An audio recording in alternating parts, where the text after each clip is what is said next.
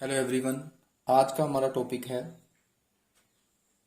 Class +1 की physics chapter number units and measurement का topic dimensions. देखो डिमेंशंस क्या होती है। डिमेंशन से पहले आपको फिजिकल फंडामेंटल क्वांटिटीज का पता होना चाहिए। फंडामेंटल क्वांटिटीज को हम बेस क्वांटिटीज भी बोलते हैं। ठीक है, फंडामेंटल क्वांटिटीज एंड इसको हम बेस क्वांटिटीज भी बोलेंगे। तो जैसे फंडामेंटल क्वांटिटीज आपको पता 7 फंडामेंटल क्वांटिटीज है। मास जिसको हम m से रिप्रेजेंट करेंगे, ऐसे ही लेंथ जिसको हम कैपिटल L से रिप्रेजेंट करेंगे, टाइम को कैपिटल T से रिप्रेजेंट करेंगे, इलेक्ट्रिक करंट को कैपिटल A के साथ रिप्रेजेंट करेंगे, टेम्परेचर को कैपिटल T के साथ रिप्रेजेंट करेंगे, ल्यूमिनस इंटेंसिटी को कैपिटल और स्मॉल d से रिप्रेजेंट करेंगे, CD कैंडला जिसके यूनिट होते हैं, और क्वांटिटी ऑफ मैटर को मोल से रिप्रेजेंट करेंगे। ठीक है, तो ये सभी जो है फंडामेंटल क्वांटिटीज को हम ऐसे लिखते हैं।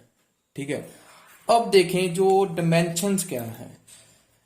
Dimensions are the power to which the fundamental quantity are raised to represent the other physical quantities. कहते डिमेंशंस जो है फंडामेंटल क्वांटिटीज की पावर्स होती हैं जो कि रिप्रेजेंट करती है किसी दूसरी फिजिकल क्वांटिटीज को।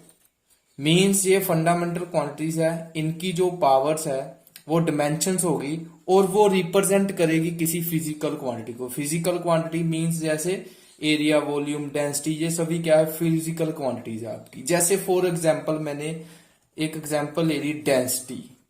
तो अब डेंसिटी की डिमेंशंस आपने लिखनी है। ठीक है, तो डिमेंशंस को कैसे आप लिखेंगे डेंसिटी की। तो जैसे कि डिमेंशन या डेंसिटी को आप in terms of fundamental quantities कैसे लिखेंगे। ठीक है, डेंसिटी को अगर आप कन्वर्ट करेंगे फंडामेंटल क्वांटिटीज में, इन 7 फंडामेंटल क्वांटिटी किसी भी इन 7 में से जो भी फंडामेंटल क्वांटिटीज आएंगी डेंसिटी की, उनमें जब कन्वर्ट करेंगे तो कैसे कन्वर्ट करेंगे वो देखें। तो डेंसिटी का फार्मूला क्या है आपके पास, mass over volume. Volume means length, breadth और हाइट। तो हम ऐसा भी लिख सकते हैं, लेंथ भी हम L में मेजर करेंगे, ब्रेथ भी हम L में मेजर करेंगे, और है तो मेजर करने वाली चीज ही, तो हम सभी को L में ही मेजर करेंगे। जैसे हम लेंथ को मेजर करते हैं वैसे ही ब्रेथ को करेंगे, वैसे ही हाइट को करेंगे। तो मास को तो हम कैपिटल M से डिनोट करेंगे। अगर फंडामेंटल क्वांटिटी में देखें आप, मास को किससे डिनोट करते हो, कैपिटल M में। मास सिर्फ एक बार है तो कैपिटल M रहेगा इधर सीधा। और अब वॉल्यूम है, volume length breadth height L into L into L, तो क्या आएगा L क्यूब। अगर अब आप इनकी डिमेंशंस लिखते हो तो वो कैसे आएगी डिमेंशंस, ये बन जाएगा M की पावर कितनी है, इधर जिसकी कोई पावर नहीं होती उसको हम क्या कंसिडर करते हैं 1, और L की पावर कितनी है M L, L की पावर ऊपर जाकर कितनी आएगी जी -3। और बेसिकली हम जो डिमेंशन फार्मूला है जो डिमेंशंस है MLT में लिखते हैं, मास लेंथ टाइम। ज्यादातर क्वांटिटीज का मास लेंथ टाइम में आता है। अब देखो इस इधर टाइम है ही नहीं, मतलब फार्मूले में टाइम कहीं भी नहीं है, तो उसका मतलब जो टाइम की डिमेंशन है, जो टाइम की फंडामेंटल डिमेंशन है, वो हम 0 भी कंसिडर कर सकते हैं, T की पावर 0। चाहे आप नहीं भी लिखते, चाहे आप ऐसे रहने दो उसको M1 L -3, जब टाइम आएगा तब लिख लेंगे। तो ये जो है आपके पास डेंसिटी का बन गया डिमेंशनल फार्मूला भी बोल सकते हो। अगर आप इसमें से अगर डिमेंशंस निकाले तो इसमें से मास की डिमेंशन कितनी है, जैसे ये मास है, मास को हमने M से रिप्रेजेंट किया, तो डिमेंशन ऑफ मास कितनी आएगी 1। मास की डिमेंशन कितनी है 1। ऐसे डिमेंशन ऑफ लेंथ L की डिमेंशन कितनी है इसमें 3। ओके, तो ये है डिमेंशन 3। तो अगर आप टाइम की देखते हो तो टाइम की कितनी है 0, टाइम है ही नहीं इधर।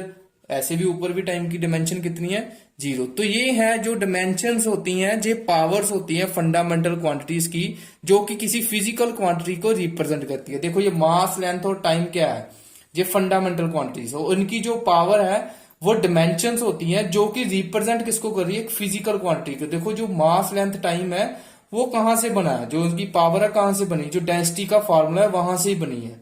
ठीक है, तो एक तरह की इनकी जो डिमेंशन है, जो आपने इनकी डिमेंशंस बनाई है फंडामेंटल क्वांटिटीज में, इसको कन्वर्ट कर कर वही बता रही है हमें, फिजिकल क्वांटिटी की रिप्रेजेंट कर रही है। तो नेक्स्ट जो टर्म है डिमेंशनल फार्मूला क्या है। देखिए डिमेंशनल फार्मूला क्या है, ये एक डिमेंशनल फार्मूला ही है, ये डेंसिटी का, ये आपने जो ऊपर निकाला, चाहे ये ले लो चाहे ये ले लो, ये डिमेंशनल फार्मूला ही है। डिमेंशनल फार्मूला क्या बता रहा है हमें, डिमेंशनल फार्मूला को कैसे बोलेंगे भी एक डिमेंशनल फार्मूला। देखो डिमेंशनल फार्मूला क्या है, dimensional formula is an expression in which dimensions of physical quantity is represented in terms of fundamental quantities। कहते dimensional formula एक तरह का एक्सप्रेशन है जो कि फिजिकल क्वांटिटी की डिमेंशंस को रिप्रेजेंट करता है, किस टर्म में, फंडामेंटल क्वांटिटीज की टर्म में रिप्रेजेंट करता है। देखो जैसे आपने जो है डेंसिटी का ये फार्मूला बना दिया डिमेंशनल फार्मूला, तो ये डिमेंशन फार्मूला जो है वे क्या रिप्रेजेंट कर रहा है, ये जो एक्सप्रेशन है ये डिमेंशन रिप्रेजेंट कर रहा है, फिजिकल क्वांटिटीज की ही डिमेंशन, जो डेंसिटी फिजिकल क्वांटिटी उसकी ही डिमेंशन रिप्रेजेंट कर रहा है ये एक्सप्रेशन,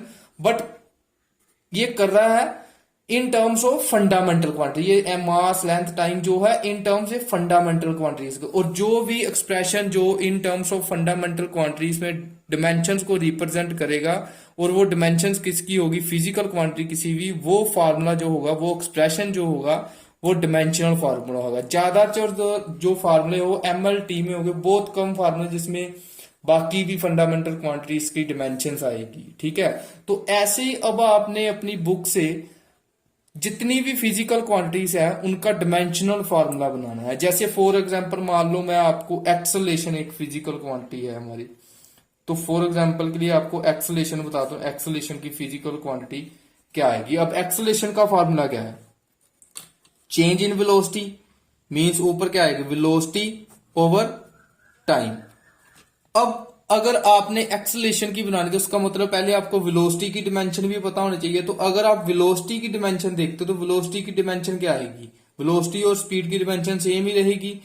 अब वेलोसिटी की देखते हो क्या आएगी, डिस्प्लेसमेंट ओवर टाइम।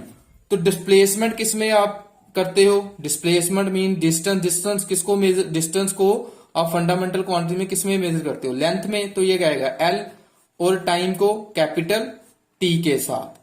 तो ये क्या है L1T-1 मींस ये आपको आई वेलोसिटी की डिमेंशन। तो अब आपको ये वेलोसिटी है, अगर आप सीधा इसमें वेलोसिटी की डिमेंशन पुट कर दें, ठीक है, वेलोसिटी की अगर आप सीधा डिमेंशन पुट करते हो, ये क्या आएगा ऊपर L1T-1 और नीचे क्या आएगा T1। तो ये वाला 1 ऊपर जाकर माइनस हो जाएगा, और -1 -2, ये गया L1T-2। तो इधर m क्या, m नहीं है तो m को आप 0 भी लिख सकते हो। ये डिमेंशनल फार्मूला बन गया आपका एक्सेलेरेशन का। ठीक है, तो अगर आप सीधा ऐसे लिखना चाहते हो तो ऐसे लिख दो, अगर ऐसे नहीं बनाना चाहते वेलोसिटी तो ऐसे ही लिख सकते हो, डिस्प्लेसमेंट ओवर, नीचे तो पहले टाइम है तो ये डिस्प्लेसमेंट ओवर टाइम।